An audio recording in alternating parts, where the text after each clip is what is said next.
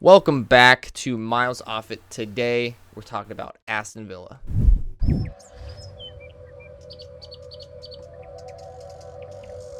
AJ Wood, let me hold that beat. John, where'd they finish? Well, they finished 14th in the Premier League, 13, 6, and 19. Minus 2 goal difference, 52 scored, 54 given up. At home, they were 6, 5, and 8, 23 points. And away, they actually won more games. They won 7, drew 1, and lost 11 for 22 points. Finished with 45, obviously. Pretty much up and down year for them. Had a coaching change in the middle. Stevie G came in. Why don't you tell us about some of their strengths? Yeah, absolutely. Their strengths, it's the starting 11. Like, if their starters can play every game, they're pretty good. They're not just pretty good. I think they got some really good pieces. But where they're the strongest, and it's really similar to how you want to build a baseball team in the old days, it's right up the spine. Emi Martinez, I think, is a really good keeper. Is he a great, superb, world-class keeper? Probably not, but he's a really, really good Premier League keeper. Their center backs, Konsa, Mings, new signing Diego Carlos are going to step in there and be really, really important. And I think that they are all pretty proven. Mings and Konsa for the Premier League. Diego Carlos did a really great job at Sevilla. He's going to step in and be great. Coutinho and Buendia are very good attacking midfield options for a typical mid-table team. I don't have everyone's team in front of me, but I have to assume that they are one of the best midfield attacking teams in the Premier League. And then the piece de resistance is Kamara that they picked up this year at the defensive mid position from Marseille. He's young. He's athletic. It's kind of what... If Kamara was playing for them last game of the season, Liverpool wins the Premier League. Put it that way. That's how I feel. So I think the spine is really, really important, and I also think their front line, their starting 11 is very, very good. Yeah, their front line is their first three guys in the front are great. Like the attacking midfielder and the two strikers, like Watkins and Ings, both really, really good. And I actually think Konsa is better than Mings, and I think Diego Carlos is the best of all of them. So I think Mings is probably your man out. But I think that it's gonna be such a luxury to be able to rotate for them. Yeah, and think about their wing backs. You got Matty Cash and you got Lucas Digne. Yeah. You could do a three at the back, and they could be right wing back, left wing back. I think again, another strength before we get into the weaknesses, they're versatile. Like they have options, and they're starting to look like a team. Again, everyone talks about the Big Six, outside the Big Six, whatever. We've mentioned this last episode. I don't necessarily think that the Big Six is the Big Six anymore, but outside of that 6 teams, they have to be in the running for most depth. For some of these teams, them. West Ham. Again, I don't have the teams in front of me right now, but I'd have to think it's those two. So I think that's another strength. Weaknesses, though, Michael, go ahead and run through where you think they're going to struggle a little bit. All right. So as we had just said, the front 11 is really good. They do need some depth. I think they have some depth enough that there's no chance they're going to get relegated. No. Even though they did finish 14th, I think they had an abysmal start to the season. Yeah. And they have tough scheduling and stuff like that, a lot of tough games in a row.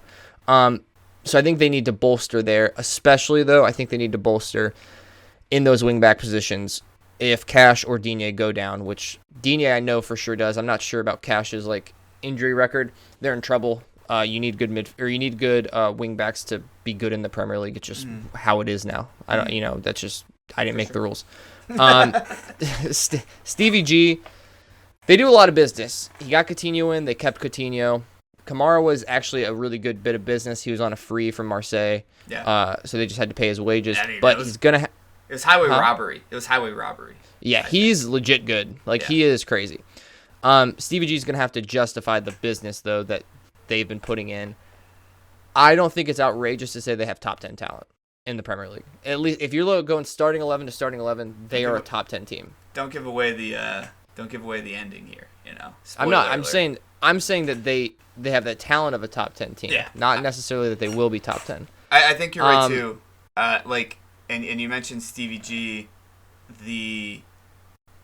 I think this is a big year for him. He had success with Rangers. He had success with Villa when he first came on with them. This is going to be a first full year in the Premier League. And, if he's going to eventually take Jurgen Klopp's job, this is the great first step, right? 100%. I'm not 100% sure about that, but I actually think, not to get off the rails here, but I actually think if he goes there and fucks up, then it kind of taints a little bit of no. If he goes there and fucks up, he's getting close to the same train station that our buddy Lamps that we like to make fun of would be on, and maybe even our buddy Wayne Rooney. Wayne's the better coach at any of them right now. Yeah, what's he doing in Atlanta? That's ridiculous. Anyway, let's get back on topic. DC. DC. So justify the results. Big year for Stevie G. And then our wingbacks, their wingbacks, they need depth. They need depth. That brings us to our next point. Where should they buy? Well, first off, let's start at where they have purchased already. We've mentioned a few of them. They got a few people who left. Matt Targett's gone. Left back, he's heading to Newcastle. Decent deal for Newcastle, actually, to be fair. Trezeguet is out. Went to Trabzonspor. I just wanted to put that in there so I could say it. Who they brought in? We mentioned at the top, Diego Carlos from Sevilla, center back. I think that's a great signing. He's going to have a huge impact on this team. They also have Ludwig Austensen from Sevilla. He's a left back, 28 years old. It's only a loan. He's more slated in to be behind Digne. They have confirmed Coutinho to bring him back on. That's key, as we mentioned before. Got him away from Real Madrid. Callum Chambers also coming over as a left Barcelona. back. Got him away from Barcelona. What did I say? Real Madrid, literally the anti-Barcelona. I'm having a night. I'm having a day, folks. There's a tornado. There's a tornado in Ohio. Everybody relax. We're trying to push through it. Callum Chambers coming in. Robin Olsen, he is back after loan from last year from Roma. They solidified him as the backup keeper. And then, like we mentioned before, Boubacar Kamara, he's the shining diamond in this crown of transfers. Like, he is CDM, he's 22. He's going to put in work, and I'm actually pretty excited to see him play. So with that said, Michael, who do you have them buying? And then I'll bring you into my crazy world that I've put together because they make no sense. You go first, because mine is directly off of what you wrote in here. Okay, all right. I don't know how realistic this is, but I think it would help them a ton. Not realistic. Okay, perfect. So there's two guys at Manchester United that are not going to be starting, are on their last year of their contract, that I think would at least help them bolster that back. Diego Dalot and Luke Shaw. I don't know how United fans feel about Dalot. We have one on our podcast. It's hard to get a read on his true feelings about United at all, at any time. I mean, if you look at our group chat, I've never seen anyone more excited for preseason than he is. But true. but Diego Dalot, Luke Shaw, they're in their last year. I don't think they start on this team. I do think Digne and Cash are better than both of them, but you're looking for depth, and I think that is a crazy option. It's not going to happen, but I think in my crazy mind world, it makes sense. The one that I think is actually possible, it may not be as good of a player, but I think it's definitely possible. Serge Aurier is a free agent. He's already talking to Fulham. He's probably already talking to someone else. It's low risk. It's a low risk signing. You're not paying that much for him. Bring him in. If he finds form, amazing. That, like, literally Moneyball type shit. Finds form, amazing. If not, you didn't pay that much for him. Bring him in. You have a ton of money. Bring him in. All right. I'll tell you why. You make a good point. They do have a lot of money. Okay, yeah. They've already spent quite a bit of money though. Coutinho, keeping Coutinho, Diego Carlos, I'm sure wasn't cheap. I can't remember. But even after that, they did business like we said before this window even started, like in the middle of last year, like Callum Chambers and stuff like that. I don't know, even for a loan to buy or a loan, I don't know why you would take that salary from those players. Luke Shaw's salary is out the ass. Yeah, that's very good. And so is it, because like United pay their players the most in the Premier League. So like even if you're taking a 50-50 cut on that, it's still going to be a ton. I do like the Serge Aurier one because I think Serge Aurier would like to stay in the Premier League and continue to play even if it was in a backup role. Yeah. Because they're not better than Digne or Cash. Real quick too, Diego Carlos, $34.1 million for that deal, and then their expenditures to what they've brought in is they're $36 million in the hole for this year. So yeah, dude, they're less in the hole than Southampton is. Yeah. I mean, I think that they're run really well. I think they're run really, really well. Okay, so. Oh, but I also think that might just be this year, and that they might have been Coutinho, and the other one might have been last year. No, Coutinho counts for this year. He does? Okay. Yeah. All right, so they're not as bad as I thought. So that's a little bit better of an option than I had previously thought. But I think Serge Aurier is a good one. You just have to pay his wages, and you get to have him. He's not like a loan or something. You get to have him there and play. I like the idea, though, of bringing in a guy who could play both right back and left back, so you don't have to, pick and choose which one's going to get hurt. Probably going to be Digne over Cash, but you never know. Yeah. So I'm saying I've been going after some Ajax and some Feyenoord and some PSV guys. Devin Wrench, right back, left back for Ajax. I think he has a real big upside. Can play both right back, left back. Either one of them gets hurt, he can learn under them too. Hopefully, if they're going to have a good year, those guys have to stay healthy.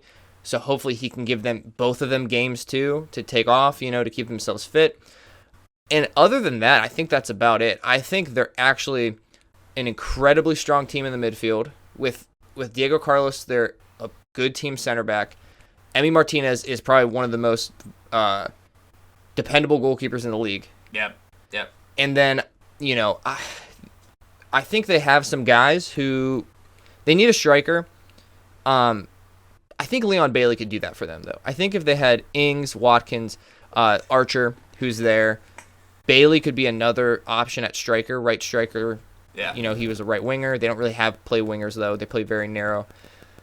Bertrand Traore is still there. I think he has a lot to offer. Maybe hasn't shown it yet, but I think in the right environments he could be good. And then even Coutinho and Buendia, they're attacking options enough. I think they'll get goals. I think they need to shore up the defense. Again, versatility, I think, is key here.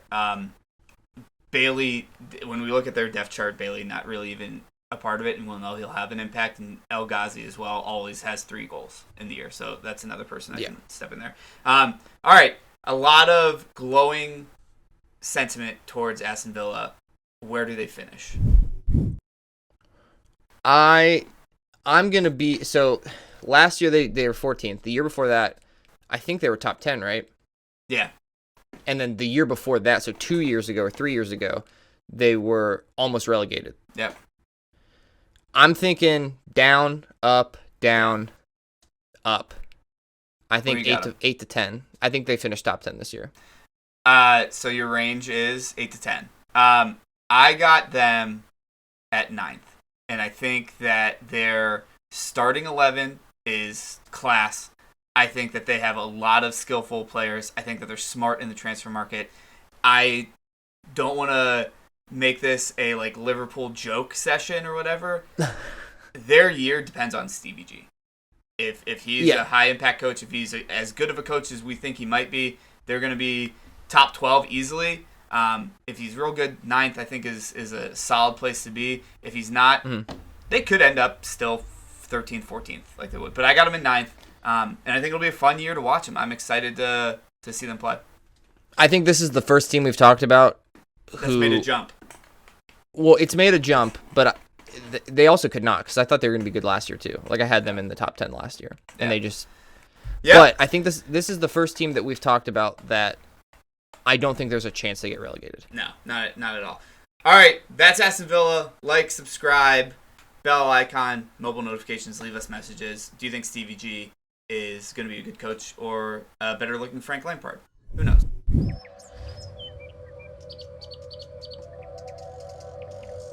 Hey, Wood, let me hold that beat.